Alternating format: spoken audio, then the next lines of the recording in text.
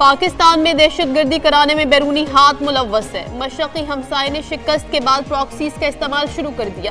وزیر اعظم شہباز شریف کا کراچی میں پاکستان نیول اکیڈمی میں پاسنگ آؤٹ تقریب سے خطاب۔ کہا، پاکستان اپنی سرزمین پر بیرونی دہشت گردی کو ہر قیمت پر ختم کرنے کے لیے پرعزم ہے۔ پاکستان کو اندرونی اور بیرونی چیلنجز کا سامنا ہے۔ پاکستان عالمی برادری میں امن کے داعی کے طور پر اپنا کردار ادا کر رہا ہے۔ پاکستان امن، مذاکرات اور سفارتکاری کے ذریعے مسائل کے حل کا خواہاں ہے۔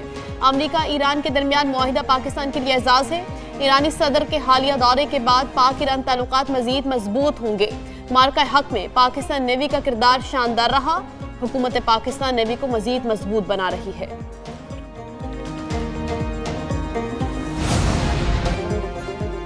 وزیر اعظم شہباز شریف ایرانی سپریم لیڈر آیت اللہ خامنہئی کی نماز جنازہ میں شرکت کے لیے ایران جائیں گے۔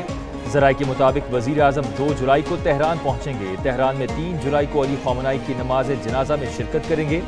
وزیر اعظم شہباز شریف 3 جولائی کو تہران سے ترکی روانہ ہوں گے۔ وزیر اعظم شہباز شریف کے ترک صدر رجب طیب اردوان سے ملاقات شیڈیول۔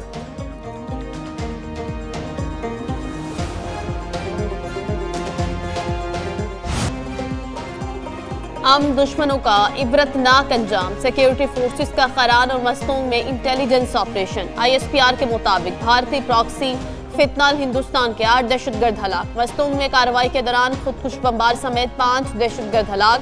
دہشت گردوں سے اسلحہ، گولہ بارود، دھماکہ خیز مواد اور موٹر سائیکلیں برآمد۔ علاقے میں موجود دہشت گردوں کے خاتمے کے لیے کلیئرنس آپریشن جاری ہے۔ وزیر اعظم شہباز شریف اور وزیر داخلہ محسن نقوی کا کامیاب آپریشن پر سیکیورٹی فورسز کو خراج تحسین۔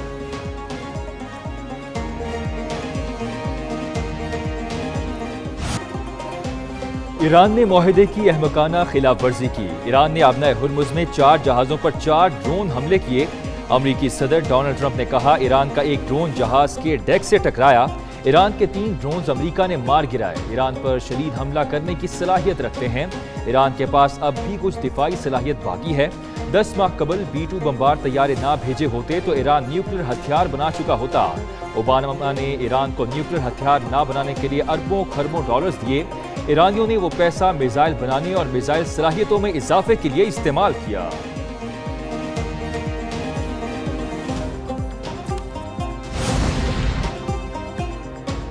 ایرانی قومی سلامتی کمیٹی کے سربراہ ابراہیم عزیزی کی امریکی حملوں کی شدید مذمت۔ کہا، امریکی حملہ جنگ بندی کی کھلی خلاف ورزی ہے۔ الزام تراشی کا کھیل اب مزید نہیں چلے گا۔ ٹرمپ نے ثابت کر دیا وہ جنگ بندی اور مذاکرات کے اصولوں کے پابند نہیں۔ مشیر ایرانی سپریم لیڈر محسن رضائی بولے، دشمن نے غلطی کی تو آئندہ جنگ ماضی سے مختلف ہوگی۔ اب جنگ ہوئی تو ایران نئی عسکری صلاحیتیں استعمال کرے گا۔ ایرانی قوم کی امریکی عوام سے کوئی دشمنی نہیں۔ ہمارا موقف امریکی عوام کے نہیں، امریکی فوج اور حکومت کے خلاف۔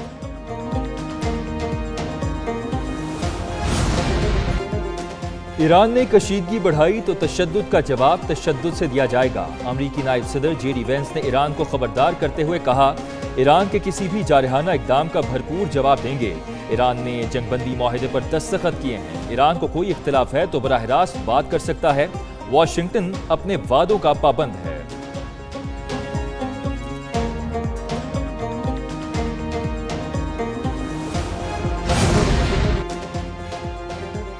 امریکہ نے اسرائیل اور لبنان کے درمیان 14 نکاتی فریم ورک معاہدہ جاری کر دیا۔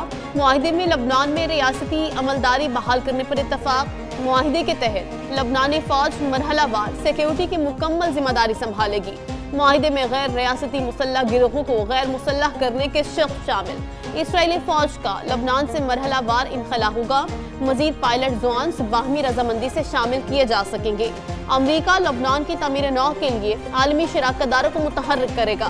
امریکہ نے لبنان کے لیے فوری $100 ملین انسانی امداد کا اعلان کر دیا۔ امریکی محکمہ دفاع لبنانی فوج کو $30 ملین سے زائد فراہم کرے گا۔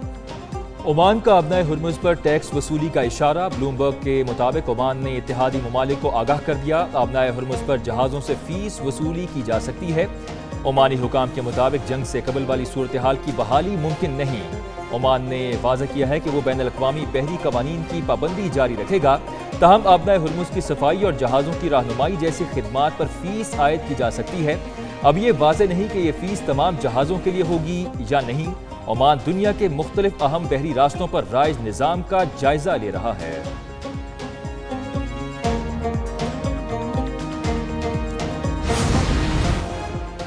نائب وزیر اعظم اسحاق ڈار اور ایرانی وزیر خارجہ عباس عراقچی کے درمیان ٹیلی فونک رابطہ۔ ترجمان دفتر خارجہ کے مطابق دونوں رہنماؤں کا دو طرفہ تعلقات پر تبادلہ خیال، اسحاق ڈار کا مستقل امن کے لیے تعمیری کردار جاری رکھنے کے عزم کا اظہار۔ ایرانی وزیر خارجہ نے امن عمل میں پاکستان کی کاوشوں کو سراہا۔ عباس عراقچی کا ایرانی ملاحوں کی وطن واپسی پر کردار پر اظہار تشکر۔ پاکستان اور ایران کا قریبی رابطے برقرار رکھنے پر اتفاق۔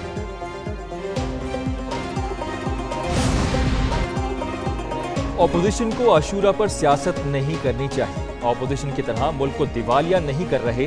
سینئر صوبائی وزیر مریم اورنگزیب کا پنجاب اسمبلی میں اظہار خیال، کہا وزیر اعلیٰ مریم نواز صوبے کی ترقی اور خوشحالی کے لیے کام کر رہی ہیں۔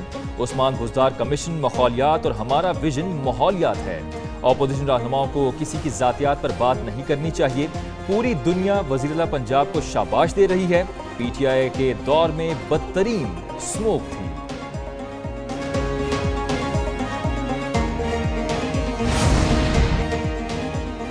پیپلز پارٹی کو کارکردگی کی بنیاد پر عوام نے ووٹ دیا۔ وزیر بلدیات سندھ ناصر حسین شاہ کا سندھ اسمبلی میں اظہار خیال، کہا 2029 میں پیپلز پارٹی اتنی سیٹوں سے جیتے گی کہ دیگر لوگ نظر ہی نہیں آئیں گے۔ سیلاب کی وجہ سے سندھ کو بہت نقصان پہنچا۔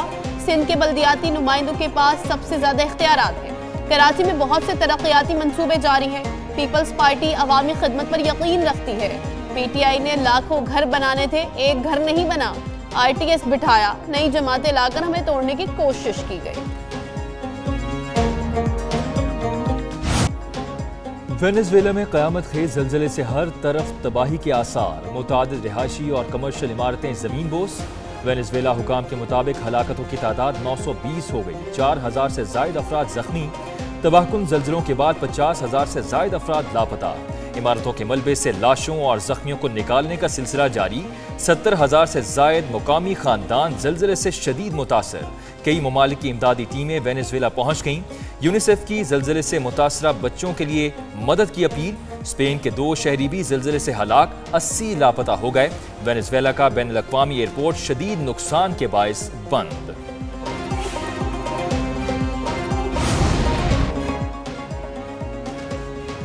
وفاقی وزارتوں میں اربوں روپے کی مالی بے ضابطگیاں، کرپشن اور اضافی ادائیگیاں۔ پارلیمنٹ میں پیش آڈیٹر جنرل کی رپورٹ نے کچا چٹھا کھول دیا۔ آڈٹ رپورٹ کے مطابق 4 وفاقی وزارتوں میں 16 ارب 69 کروڑ روپے سے زائد مالیت کی مالی بے ضابطگیاں۔